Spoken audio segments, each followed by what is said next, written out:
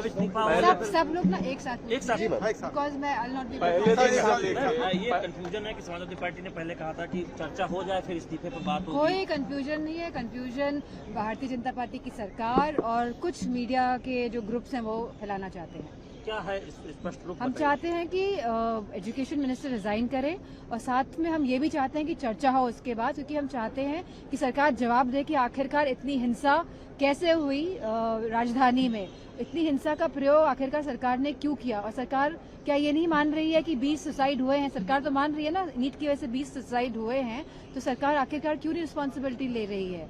तो मैम छात्रों की बहुत सारी भी डिमांड है, कुछ कोई डिमांड नहीं है छात्रों की। छात्र खाली ये बताने आए थे कि एजुकेशन सिस्टम में रिफॉर्म्स होना चाहिए, एजुकेशन मिनिस्टर को रिजाइन करना चाहिए, अकाउंटेबिलिटी सेट होनी चाहिए, जिम्मेदारी लेनी चाहिए सरकार को। लेकिन कहीं ना कहीं ये सरकार अपनी जिम्मेदारी लेने से पीछे हट रही है और वो चाहती है कि छात्रों का मुद्दा है वो अब आए ना सामने।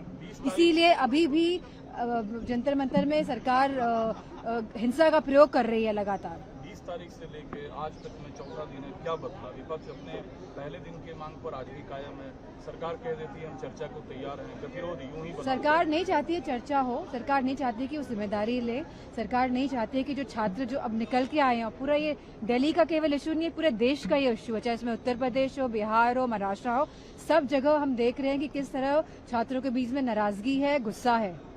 सरकार के साथ चर्चा और जानने वाली बात ये भी है कि एक भी भारतीय जनता पार्टी का सांसद और उनकी जो अलायंस पार्टी है, क्या वो अलायंस पार्टी अपने सरकार को समझा नहीं पा रहे, अपने गठबंधन को बता नहीं पा रहे कि सरकार गलत कर रही है? सारे की सारी जो अलायंस पार्टी है, एनडीए के साथ जो भी लोग खड़े हैं, आज वो अपने आप को अपनी मतलब खुद की बात भी नहीं बता पा रहे हैं और भारतीय जनता पार्टी के सांसद भी अपनी सरकार से बात नहीं कर पा रहे हैं।